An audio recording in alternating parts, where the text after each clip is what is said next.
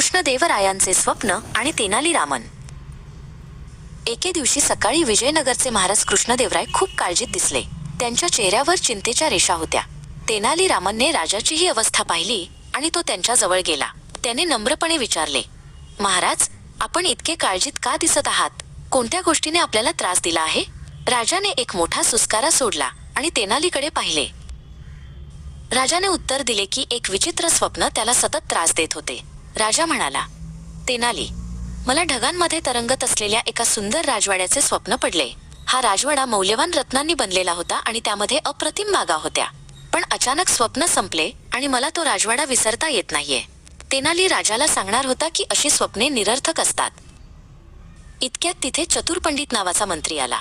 चतुर पंडित हा अतिशय धूर्त आणि लोभी होता. तो म्हणाला, महाराज, हे तर खूपच छान स्वप्न आहे. तुम्ही हे स्वप्न नक्कीच पूर्ण केले पाहिजे. आपण असा राजवाडा बांधू शकतो. चतुर पंडिताला राजाकडून पैसे उकळण्याची ही एक चांगली संधी वाटली. तेनालीरामनला चतुर पंडिताची ही भ्रष्ट योजना समजली, पण त्याने काहीही न बोलता शांत राहण्याचे ठरवले. राजाने चतुर पंडितावर विश्वास टाकला आणि त्याला या प्रकल्पाचे काम सोपवले. राजाने म्हणाला, चतुर पंडित, उद्यापासूनच या राजवाड्याचे काम सुरू करा. चतुर पंडिताच्या आनंदाला पारावार उरला नाही. बरेच दिवस पुढे सरकले. राजा जेव्हा जेव्हा राजवाड्याच्या कामाबद्दल विचारत असे, तेव्हा चतुर पंडित वेगवेगळी कारणे सांगायचा. तो राजाला स्वप्नाबद्दल आणखी काही प्रश्न विचारायचा आणि कामासाठी अधिक वेळ आणि पैशांची मागणी करायचा. राजा मात्र त्याच्या बोलण्यावर विश्वास ठेवून त्याला पैसे देत राहिला. एके दिवशी कृष्णदेवरायांच्या दरबारात एक म्हातारा माणूस आला.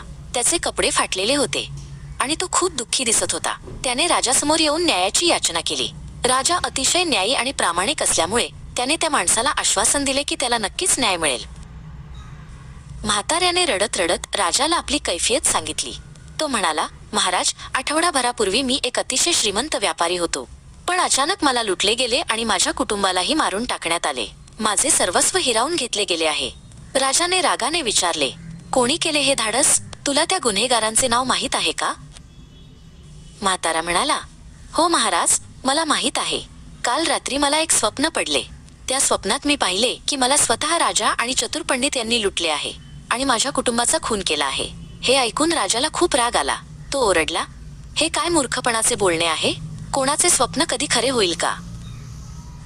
म्हाताऱ्याने शांतपणे उत्तर दिले, महाराज, मी फक्त आपल्या साम्राज्याचा एक साधा नागरिक आहे. जर आपला राजा एका अशक्य स्वप्नाचा पाठलाग करू शकतो, तर माझे स्वप्न खरे का असू शकत नाही? हे ऐकून राजा शांत झाला. त्याने म्हाताऱ्याकडे जवळून पाहिले आणि त्याला ओळखले. तो दुसरा कोणी नसून तेनालीरामन होता. राजाला आपली चूक समजली. तेनालीने राजाला पटवून दिले की ढगांमधला राजवाडा बांधणे हे एक अशक्य स्वप्न आहे आणि चतुर पंडित फक्त त्याचा गैरफायदा घेत होता. राजाने चतुर पंडिताला शिक्षा केली आणि तेनालीच्या बुद्धीचे कौतुक केले. बोध: अशक्य गोष्टींच्या किंवा जंगली हंसाचा पाठलाग करणे टाळणेच चांगले असते.